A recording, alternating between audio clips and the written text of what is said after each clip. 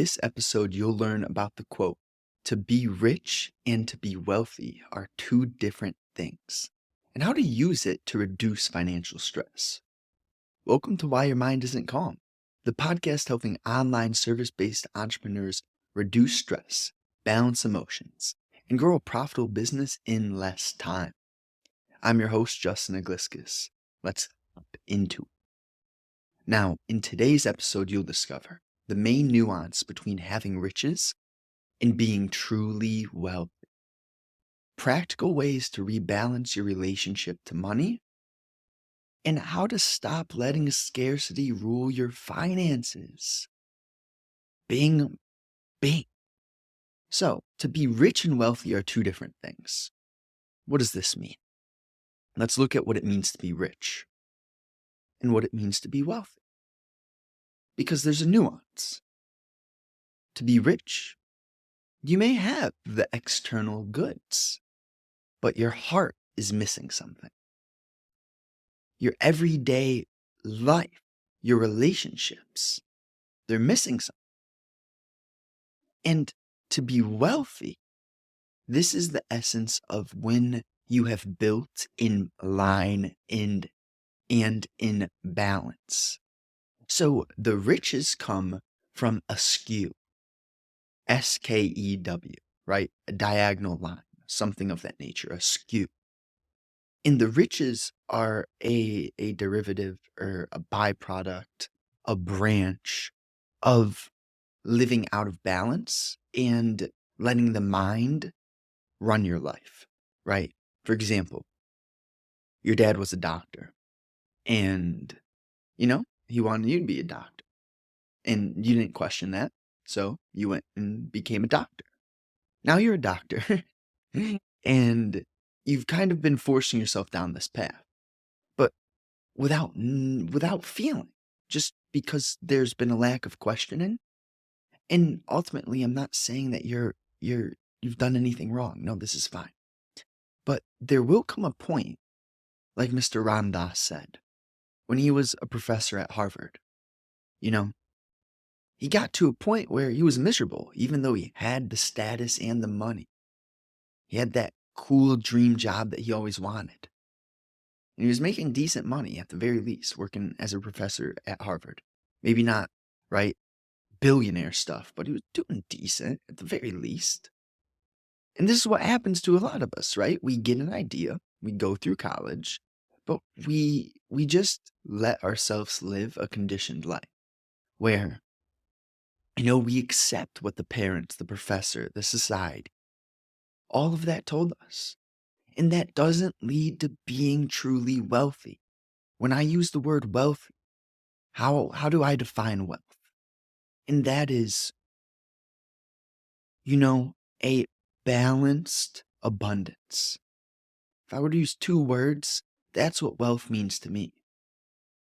Abundance and balance. A balanced abundance. That's real wealth. So that means your health, your relationships, your finances, right? That's wealth. Now, riches, it's that skew, because you get programmed and you plan. Here, I'll tell you this very practically. Like to rebalance your relationship to money, less planning, my friends, less planning. Now, I'll say this in a way where you're going to know what doesn't need planning, and you're going to be wise enough to know what does need diligent systemization. And because when I say less planning, I can already hear the jackasses out there taking it too logically, right? The religious books, the wisest sayings, you lose the essence when you take them too logically, too practically. But there is a destructive process within over-planning. Let's say you're 15 and you have a 15-year plan, right? So that means you got an idea from someone else, obviously, because else you would question the plan, right? And really question, wait, who am I to think that I know how the next 15 years of my life should unfold, right? I know you're you. Yeah, I'm me, Justin, but I don't know how my future's going to unfold. I don't have a clue, and nor do I care to overplan because I know that living in alignment, I'll get exactly what I need. There's one of my favorite quotes, you have to let your path illuminate as you walk it. That means step by step, the lantern is showing you the path.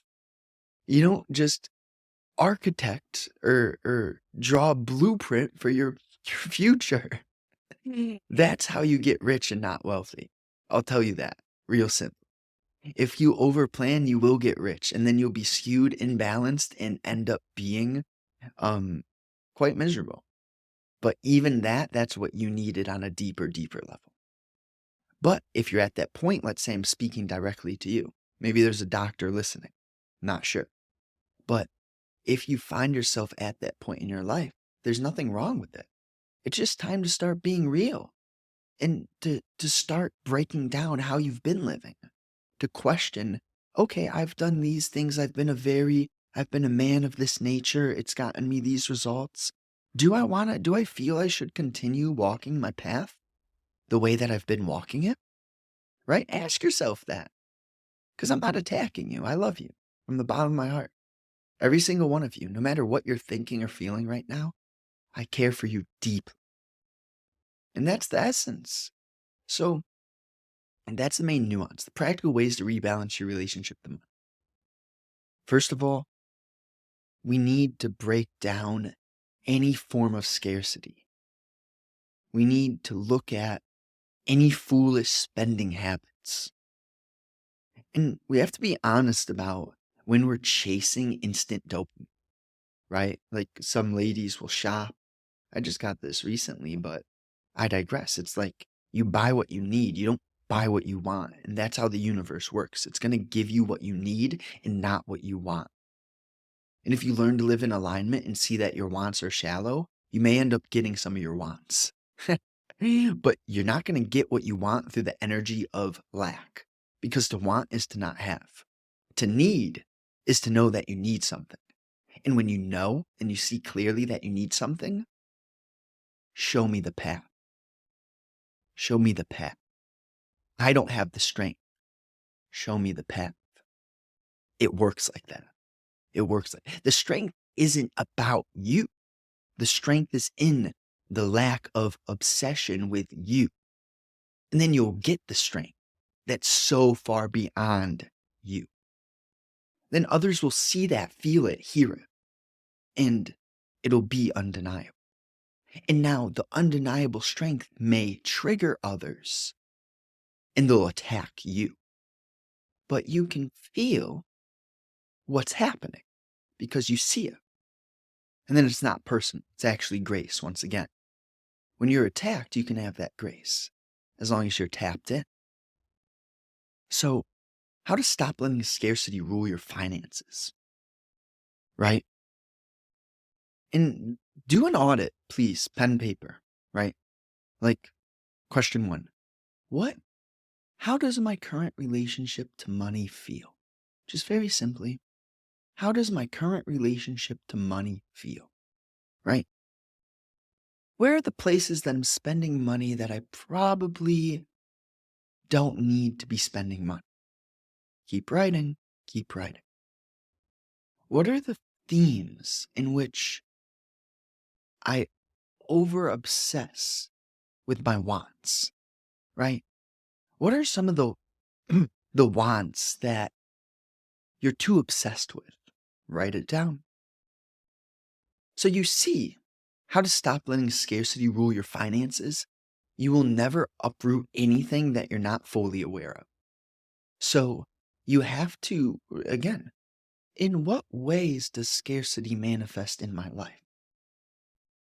You know, how can I uproot scarcity in relationship to financial freedom?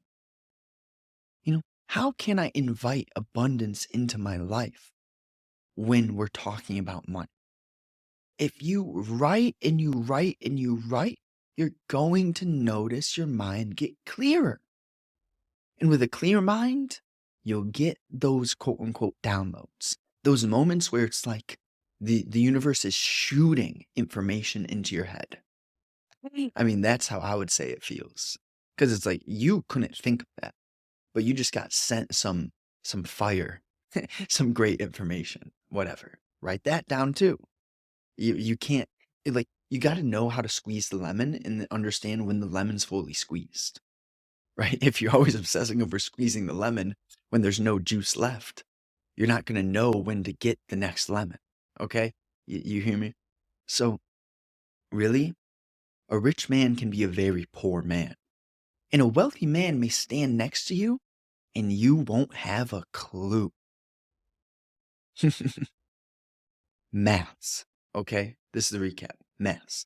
Do audits. Look at inputs and outputs. Make a list. Make it simple. Be organized.